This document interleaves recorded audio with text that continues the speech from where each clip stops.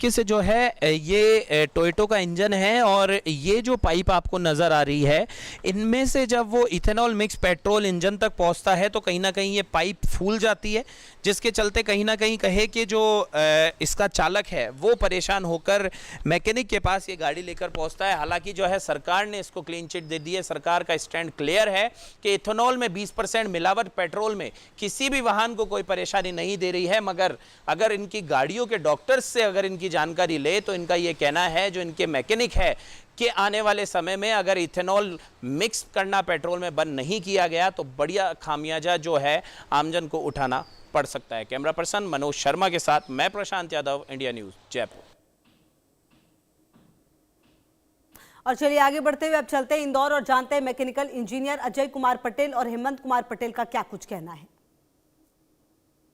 E20 इसकी कहानी है क्या? सब कह रहे हैं साहब गाड़ियां खराब हो रही हैं, दिक्कतें आ रही हैं। हाँ, इसमें गाड़ियां खराब हो रही हैं। गाड़ियां अभी तो ठीक हैं, पर अब एवरेज कम हो रहा है, पिकअप कम हो रहा है।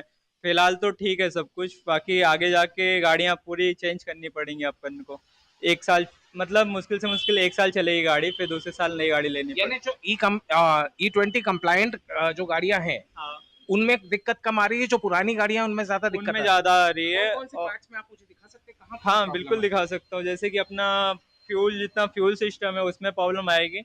फ्यूल सिस्टम में हाँ, problem फ्यूल है। सिस्टम में प्रॉब्लम आएगी, फ्यूल पंप में प्रॉब्लम आएगी, और अपना ईसीआर वगैरह में प्रॉब्लम आती है।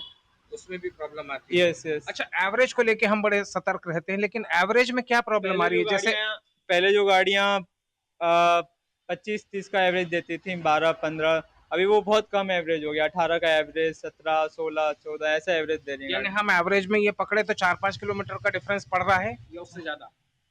हाँ, 4-5 किलोमीटर का डिफरेंस पड़ रहा है। डिफरेंस यानी आपके एवरेज में भी दिक्कत हाँ, आ रही है। सारी गाड़ियाँ आती हैं मेरे पास, मैं आपको दिखा भी सकता हूँ। जैसे कि पेट्रोल गाड़ियाँ आती हैं तो उनके फिल्टर्स में दिखा सकता हूँ, वो पूरे जाम हो जाते मैं हैं। जरूर देखना चाहूंगा पटेल साहब।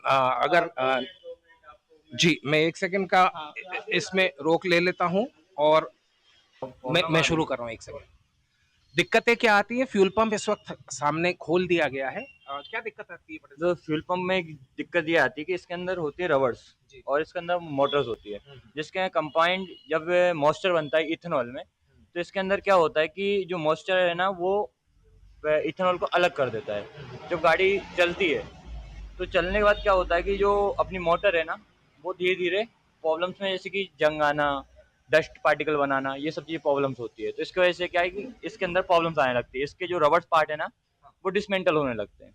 तो इसकी वजह से ज़्यादातर प्रॉब्लम फ्यूल अच्छा, मोटर जब में ये प्रॉब्लम आती है यानी आपकी गाड़ी बंद होना शुरू हो जाएगी और तमाम तरह की हाँ, दिक्कत आ रही है, जिससे क्योंकि फ्यूल फ्यूल ही नहीं मोटर, जो फ्यूल मोटर है ना, वो वर्किंग कम, धीरे धीरे कम होने लगती है। फ्यूल मोटर की वर्किंग एफिशिएंसी, फिर इसके बाद क्या होता है कि धीरे धीरे जब होता है ना, तो एकदम से मोटर पूरी बंद हो जाती है, तो आपका फ्यूल आना खत्म हो जाता है।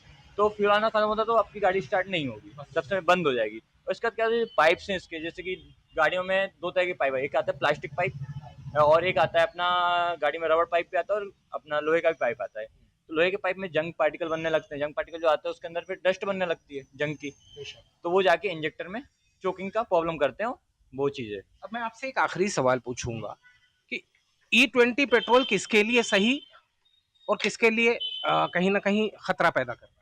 दो सर जी, इथेनॉल जो है ना गाड़ी के, आप कोई खुल के तो नहीं बताएगा, आपके इंजन में भी प्रॉब्लम दे रहा है इथेनॉल, हर कोई बोल नहीं पाता है। इथेनॉल गाड़ी के इंजन में भी प्रॉब्लम दे रहा है। सबसे जो कार्बन है, जब पेट्रोल कैपेसिटी उसकी ज़्यादा रहती है बर्न करने की, जब पावर सप्लाई बर्न ज़्यादा होता है पेट्रोल